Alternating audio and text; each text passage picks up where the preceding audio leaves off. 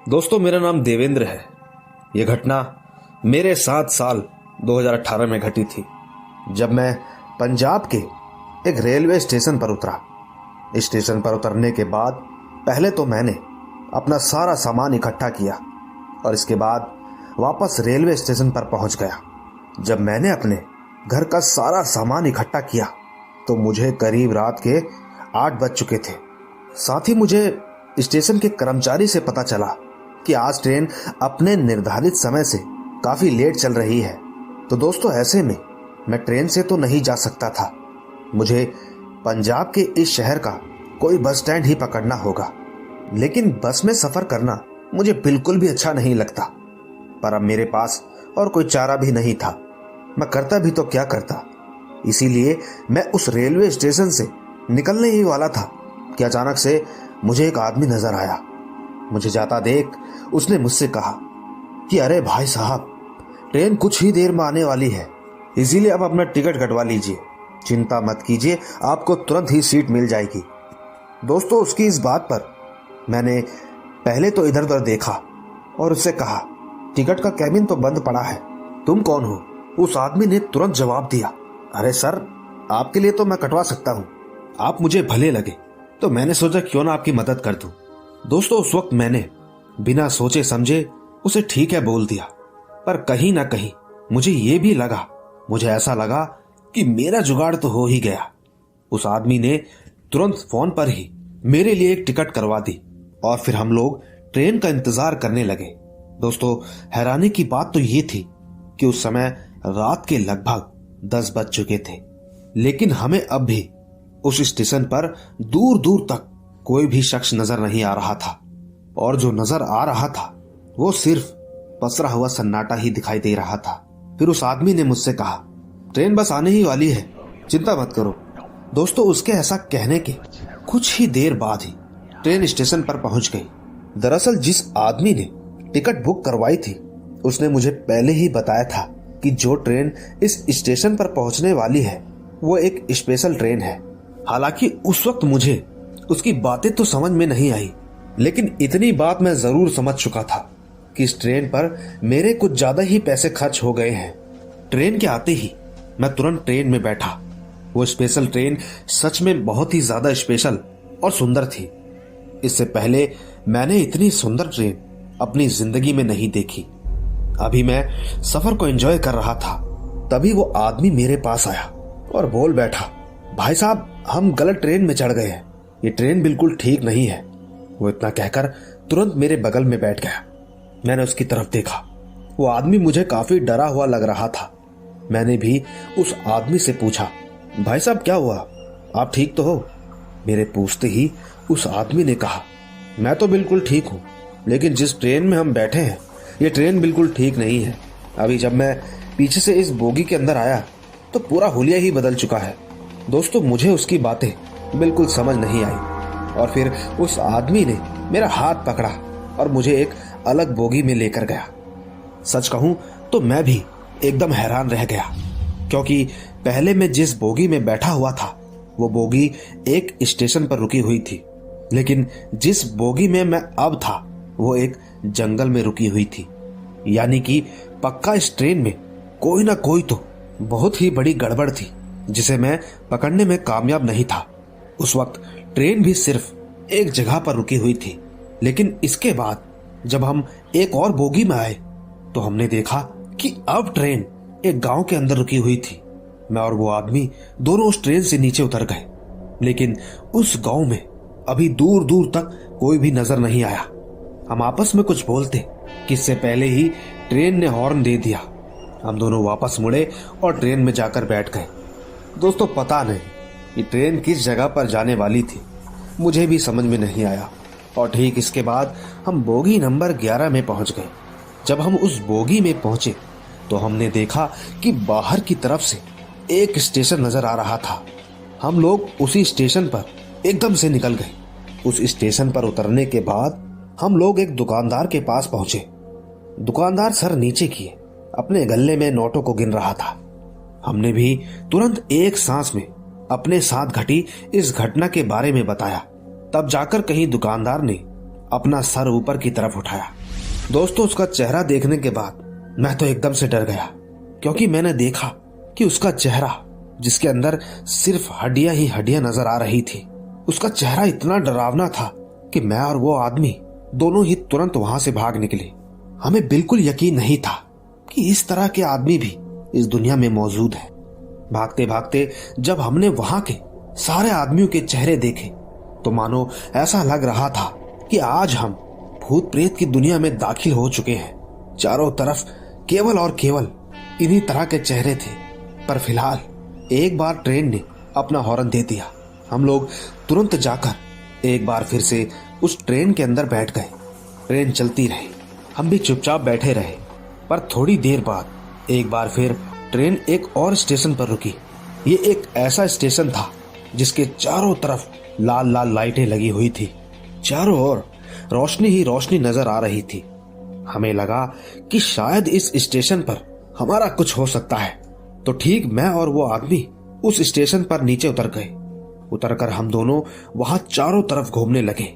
वो स्टेशन भी खामोशी के अंदर डूबा हुआ था। चलते चलते हम एक दुकानदार के पास पहुंचे तो वो दुकानदार मुझे देखकर एकदम से बोल पड़ा, बाहरी दुनिया के लगते हो। वो दुकानदार बस इतना बोलकर चुप हो गया। उसने मुझे एक शब्द भी आगे नहीं बोला। न जाने क्यों पर उसकी बातें अब मेरे जहन में थोड़ा थोड़ा बैठने लगी। हमें वहां से थोड़ी दूर आगे एक बस स्टैंड नजर आने लगा, पर उस आदमी ने मुझे अपने पीछे पीछे आने का इशारा किया। मैं भी उसके पीछे पीछे चल पड़ा। थोड़ी देर बाद जब हम लोग उस बस स्टैंड के करीब पहुंचे तो मैंने देखा कि उस बस स्टैंड पर कुछ आदमी नजर आ रहे थे और वहां पर एक सफेद कलर की बस भी खड़ी थी। हम लोग उस बस के पास पहुंचे और फिर उस बस के अंदर दाखिल हुए। हमने देखा कि वो बस अंदर से पूरी तरह से सुनसान पड़ी हुई थी। उस बस के अंदर कोई भी यात्री नजर नहीं आ रहा था। हम इससे पहले कि कुछ सोचते कि अचानक से वो बस स्टार्ट हो गई, मानो उस बस को सिर्फ और सिर्फ हमारा ही इंतजार था। हम लोग चुपचाप उस बस में आराम से बैठे हुए वहां से निकलने लगे। लगभग 2 किलोमीटर के बाद एक बस स्टैंड आया। बस स्टैंड आते ही तभी अचानक से मेरे फोन की रिंग बजी। जब मैंने फोन देखा तो फोन मेरी पत्नी का था। फोन पर बात करते करते मैं उसको मेरे साथ घटी पूरी घटना के बारे में बताने ही वाला था कि तभी अचानक से पहले तो मेरी नजर फोन की डेट पर पड़ी तो मैंने देखा कि आज कल की डेट हो रही थी, यानी कि आने वाले कल की डेट। साथ ही अब इस समय लगभग दोपहर का 2 बज रहा था, लेकिन यहाँ पर तो अभी चारों तरफ केवल अंधेरा छाया हुआ था। अचानक से हमें बस ड्राइवर की आवाज आई, तुम्हारा बस स्टैंड आ गया, नीचे उतर जाओ। हम लोग चुपचाप बस से नीचे उतरे। उतरते ही हमारी उम्मीदों को एक बहुत ही तगड़ा झटका लगा, क्योंकि इस बार मैंने देखा कि अब हम लोग एक बार फिर से उसी रेलवे स्टेशन पर पहुंच गए जिस रेलवे स्टेशन से हम इस बस के अंदर बैठे थे। मुझे तो कुछ भी समझ में नहीं आया, लेकिन इतनी बात बिल्कुल समझ आ चुकी थी कि हो ना हो ये कोई प्रेतों की दुनिया है। पर दोस्तों, उस आदमी ने हिम्मत नहीं हारी। सच में वो आदमी हिम्मत वाला था, क्योंकि बार बार मुझे धैर्य दिलाते हुए वो बस अपने पीछे आने का इशारा करता। न जाने क्यों पर मैं भी चुपचाप उसके पीछे पीछे चलता। पर कहीं ना कहीं एक बात मुझे समझ आ चुकी थी कि शायद हमारा इस जगह से निकलना बिल्कुल नामुमकिन सा हो गया था। मगर पता नहीं क्यों वो इंसान बिल्कुल हार नहीं मान रहा था। वो बार बार किसी न किसी चीज के अंदर बैठ ही जाता। पर इस बार मैंने उसे साफ साफ मना कर दिया कि अब हमारा बचना नामुमकिन है। पर उस आदमी ने मुझसे कहा, हमारा काम है कोशिश करना, हम चुप थोड़ी ना बैठ सकते हैं। इसके बाद वो आदमी मुझे एक ऐसी जगह पर ले गया जहां चारों तरफ केवल और केवल खामोशी ही छाई हुई थी। वहां ठीक हमें एक ऑटो रिक्शा वाला नजर आया। हम लोग जल्दी से जाकर उस रिक्शा में बैठ गए और ठीक उस रिक्शा वाले के साथ सफर तय करने लगे। लेकिन एक बात तो हमें बिल्कुल अच्छी तरीके से मालूम थी कि वो ऑटो वाला हमें अभी उसी रेलवे स्टेशन के पास लेकर जाएगा जहां से हम इस ऑटो के पास पहुंचे थे। पर दोस्तों, इस बार हम गलत थे। इस बार वो हमें एक ऐसी जगह पर लेकर गया जिसके बारे में हमने कभी सोचा तक नहीं था। वो जगह चारों तरफ से जगमगा रही थी, लेकिन जब हम उस जगह के एकदम करीब पहुंचे तो हमने देखा कि शायद वो एक रेलवे स्टेशन ही था। लेकिन ये वो रेलवे स्टेशन नहीं था जहां से हम आए थे। ये स्टेशन तो काफी अलग लग रहा था। चारों तरफ से किसी भी इंसान का आवागमन नहीं था। चारों तरफ केवल और केवल सन्नाटा छाया हुआ था। लेकिन जब हमारी नजर उसी ट्रेन पर पड़ी तो हमारी उम्मीद एक बार फिर से खत्म हो चुकी थी। पर एक बात जो हमें समझने पर मजबूर कर रही थी वो ये थी कि उस दुनिया के अंदर ना तो किसी इंसान के चलने की आवाज थी और ना ही किसी गाड़ी के चलने की। रह रहकर बस एक ही आवाज सुनाई दे रही थी, ट्रेन की आवाज। इसका मतलब साफ था, ये दुनिया बहुत ही सन्नाटे में डूबी हुई थी।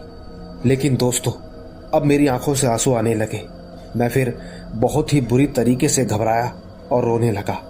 मुझे रोता हुआ मासूम चेहरा देखने के बाद वो ऑटो ड्राइवर एकदम से बोल पड़ा, वैसे तो इस दुनिया से बचना आसान नहीं है, लेकिन तुम्हारे पास एक मौका है। तुम्हें अभी इसी जगह से उस ट्रेन के अंदर बैठना होगा। वो ट्रेन जैसे ही एक गुफा के अंदर प्रवेश करेगी तब वहां पर तुम्हें एक काला काला अंधेरा सा नजर आएगा। बस तुम्हें उसके अंदर प्रवेश करना होगा। याद रहे, तब तक नहीं रुकना जब तक एक और स्टेशन नजर ना आ जाए। दोस्तों, मैं तो ट्रेन की तरफ भागने लगा। मैंने पीछे मुड़कर देखा तो ऑटो वाला बस हंसता ही जा रहा था। पर करते भी तो क्या करते, अब तक सब कुछ ही तो कर चुके थे। इसके बाद हम जल्दी से जाकर उस ट्रेन में बैठ गए और फिर वही हुआ जो उस ऑटो वाले ने कहा था। हमें वहां पर अंधेरा नजर आने लगा, लेकिन ट्रेन काफी ज्यादा रफ्तार में थी। वो ऑटो वाला कहीं हमें पागल तो नहीं बना गया? अरे मौत हो सकती है। मैं तो वापस अपनी सीट पर आकर बैठ गया। लेकिन मेरे साथ जो आदमी था वो हार कहाँ मानने वाला था। उसने मुझसे बस एक ही बात बोली, हमारे पास हमारी जिंदगी को बचाने का आखिरी रास्ता है। थोड़ी देर तो मैं चुपचाप बैठा रहा और फिर तुरंत खड़ा उठा। मैंने अपने हाथ पैरों की चिंता छोड़ दी। बिना समय गवाए हम दोनों तुरंत नीचे कूद गए। दोस्तों, यकीन कीजिएगा, नीचे कूदने के बाद हमें बिल्कुल भी चोटें नहीं आई। ऐसा लगा कि मानो किसी 4 फुट की ऊंचाई से हम जमीन पर कूदे हो। खैर, जो भी था, हम तुरंत उस काले घेरे के अंदर की तरफ भागने लगे। थोड़ी दूरी पर हमें थोड़ी रोशनी नजर आई।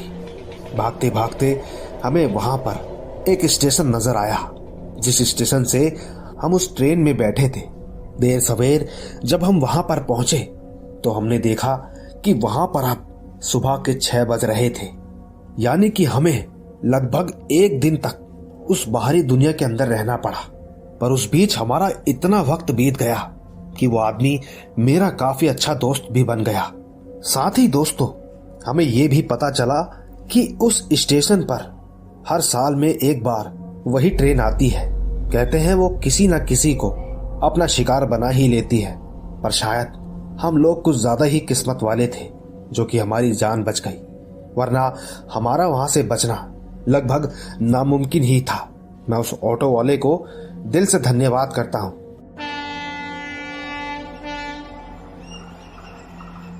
तो दोस्तों, ये थी देवेंद्र की कहानी। हालांकि दोस्तों, ये कोई भूतिया कहानी नहीं थी, लेकिन दोस्तों सच कहूं तो ये कहानी बड़ी ही इंटरेस्टिंग थी। ऐसा लग रहा था कि मानो अब कुछ होने वाला है। न जाने आपको ये कहानी कैसी लगी होगी, पर आपको ये कहानी जैसी भी लगी हो नीचे कमेंट में जरूर बताइएगा। बाकी मैं मिलता हूं आपसे ऐसी ही कुछ रहस्यमयी और डरावनी कहानियों के साथ। तब तक आप अपना और अपने परिवार का ख्याल रखें। चलता हूं, बाय बाय।